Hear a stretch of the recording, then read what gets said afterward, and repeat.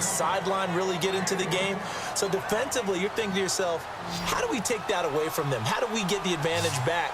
Let's see what they come up with. I think pressure is always the first way to go.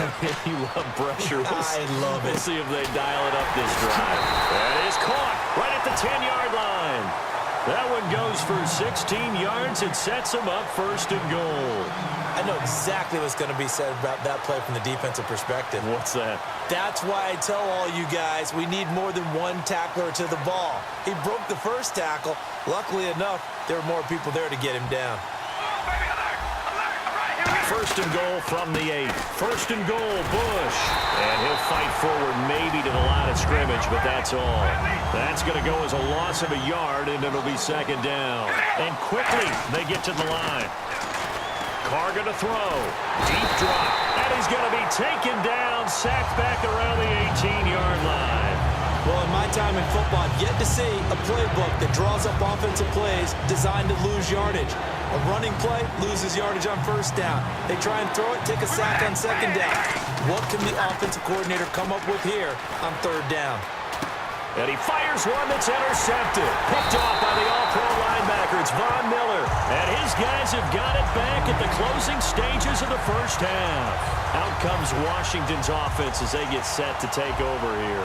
And you got to think, if this is anything other than just taking a knee, I'd be very surprised. Yeah, they've got enough to talk about at the half. Why do anything else? Just get out of there. He was trying to get it off to Jamal Charles there. And now it's second down. So much of this game is about leverage. We always talk about low man wins in the trenches. Well, it's like that in just about every position. And sometimes, if you lose that leverage and you're losing the battle, just jump up at the line of scrimmage and try and bat the ball away. And that's exactly what happened there. We have hit halftime. All right, hang on. We'll jump over halftime. Both teams appear ready for the fight ahead, and we resume action here in quarter number 3. This fielded a few yards into the end zone. And the decision to come out is going to cost him 5 yards with a new rule as he's taken down right at the 20-yard line. Now the Redskins offense, they get set to go back to work here. They trail offense, first time to touch the ball in quarter 3, and we'll see what they can do. And I can't wait to see what they have planned because some teams script to start a half. Other teams just go, okay, these are the sequence of plays we want to run. These things worked well for us. And sometimes they throw in that big chunk play right away. Shocker. Try and get after them early and try and create a big play to give themselves some momentum. See what they have up their sleeve. A first down throw for Mariota. He's going to float this over the middle deep. And that one falls incomplete. Looked like he might have had position there, but he couldn't hold on and it's second down. One thing I know from experience is that when the deep ball is thrown and you're the defender, you've got to fight that little bit of panic that emerges. You've got to play the ball really well. It's a 50-50 jump ball play. Down the numbers. There he goes. Past the 20. Touchdown, Washington. Jerry Rice, 69 yards. And the Redskins have made this a one-score game. Good pass, clean catch, and a house call there on the fly route. And not that much room to operate. So that tells you about his acceleration. We always talk about being able to go from 0 to 60 real fast. It took him less time than that to get to top speed and complete that play. Fielded about a yard deep. And he'll take it past the 25 and up to the 28-yard line. Now we take a glance at the offense as they work their way back out for their first possession of the second half. And the interception thrown in the red zone last time. We'll see if they can rebound. I just have to think the last thing he said as they went back out there was, don't do that again. What do you think? What do you think? Yeah, I think that. I think that not only did he say that, but he also told him, let's put it in the end zone that it's supposed to be in, all right? The end zone we're trying to score. I know we're being a little bit facetious here, but the bottom line is take care of the football and everything. And he's going to be intercepted a third time. A great read, and it's picked off. And his crew will take over with a football at the 35-yard line. The Redskins offense now, they head back onto the field. And they're going to need another score. Got one last time, but still down here.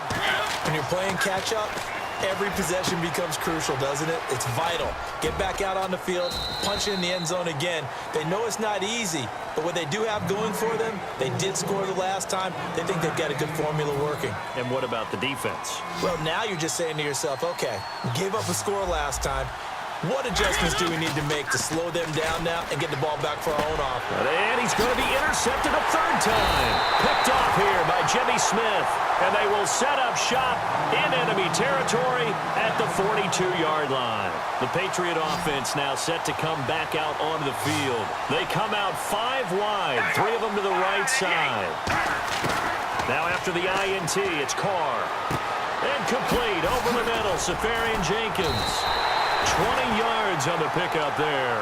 And it'll give the Patriots a first down.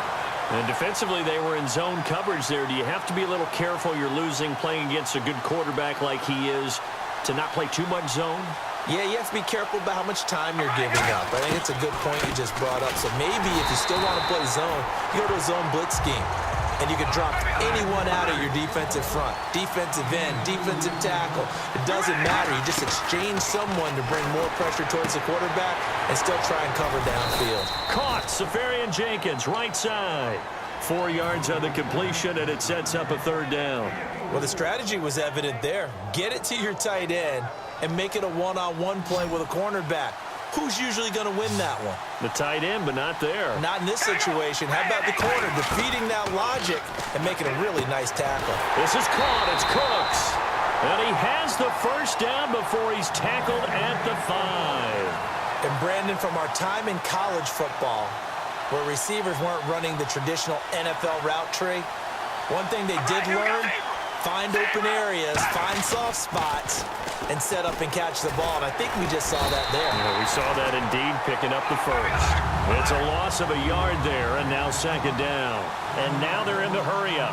There are so many times during camp and practice that you get bored as a player doing regular drill. And that's going to be caught for a Patriot touchdown. Danny Amendola from 6 yards away. And the Patriots add on to their lead. And, partner, they found a gap there on the post pattern, and it was in the middle third of the field. And that's really difficult to do because ordinarily the safeties are back there to prevent that happening. But they found the opening and exploited it. Carr. And no, it falls incomplete. So the 2-point conversion, no good. Protection was great. He had time to set up a campsite. But in the secondary, though, they were ready. And I think that in most places on the field, if you have that much time to throw the ball, someone's going to shake free and you'll find an open receiver. But condensed near the goal line on a 2-point conversion, all that exit, there's not any extra field. So it kind of closes in on them, and that allows you to cover a little bit better. And here come the Redskins now. And following the interception, we'll see what they can put together on this drive. I can hear my old college coach right now. He always used to tell us before every game, the team making the fewest mistakes will win. What they're hoping is that last mistake is their only one of the game. Coaches, that's all they talk about, turnovers, right? Minimizing those and maximizing opportunities. There are so many things to watch for when you play defense. And reading your keys, you always hear about that, and having your eyes in the right place. Sometimes your eyes can fool you. How about that play action there?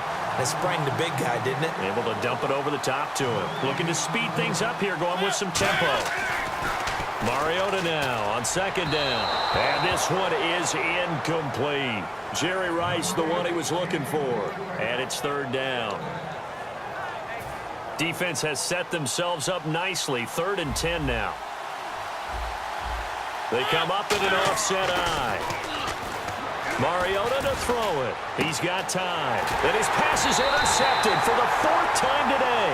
A great read, and it's picked off. And his guys are going to take over at their own 48-yard line. Now the Patriots offense, they work their way back out onto the field. And they'll just simply be looking to build off the confidence of the last time out where they scored a touchdown. And confidence is powerful, isn't it? When you scored once, you feel like you can go back out there and get it done again. Doesn't matter what the defense throws at them. They feel like they're in a groove right now, and they want to get out there and show it. Yeah, hoping to stay in that groove here this go-around.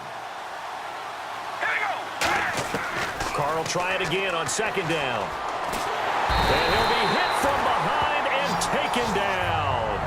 Derek Wolfe in there to get him his second sack now of the afternoon.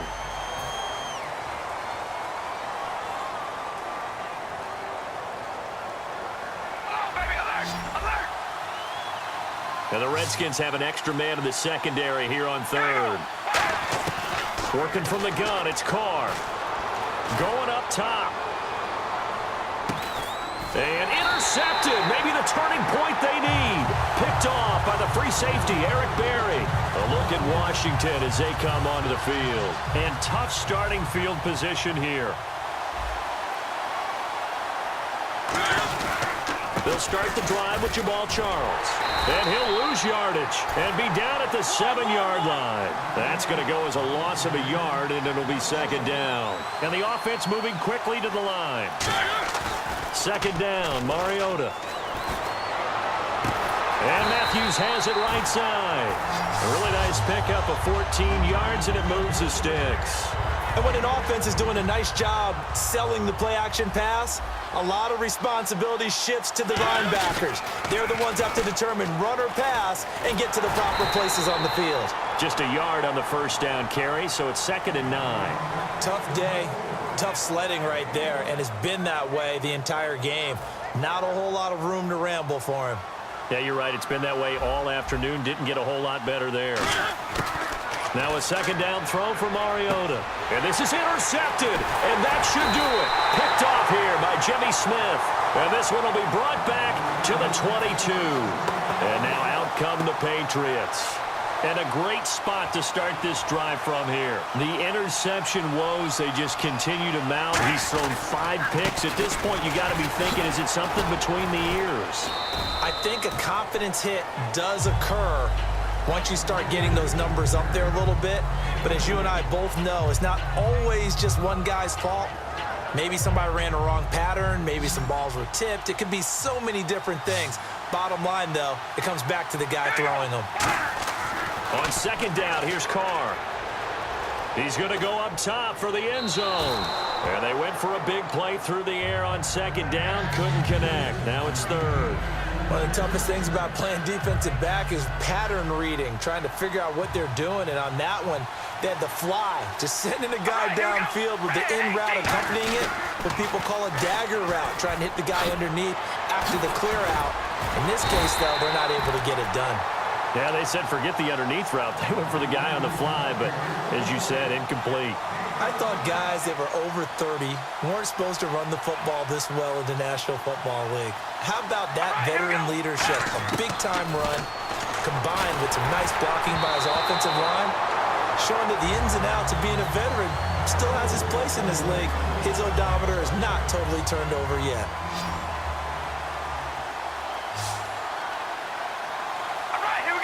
And here now it's 2nd and goal, ball on the 7-yard line. And able to break one tackle, but then quickly brought down. But a nice little gain. 7 big yards on the carry there to get it within range of the goal line with third down upcoming. They've gotten it to the 1. Can they get that final yard here on 3rd and goal? They come up in an offset eye. Trying to punch it across with Bush. And he's over the line and into the end zone for a Patriot score. Reggie Bush, his 2nd touchdown of the afternoon. And the Pats take advantage of field position on the turnover to cash this one in.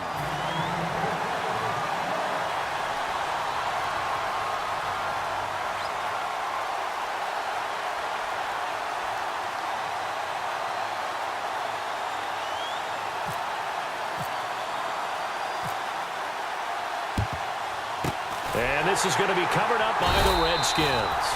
4th quarter, they felt like they needed the football back. Unfortunately, they couldn't get it. And I know we brought analytics into the game, and someone has said here that the data says that when a team's expecting an onside kick, 80% of the time, the team expecting it, they do actually recover the ball, which is what we saw here. I just wonder if that number is much more of a anecdotal type of a number. Kind of like when the coaches tell us, well, when you score on special teams, 93% of the time you win the game. I'm still waiting to see that number is empirical. So on that play, defense was in the zone. They ran a crossing route offensively, but the defense there, you got to be good with communication, don't you? You certainly do, and it's not something that is really evident when you watch it. And my goodness, another interception. Picked off by the linebacker, Vontaze.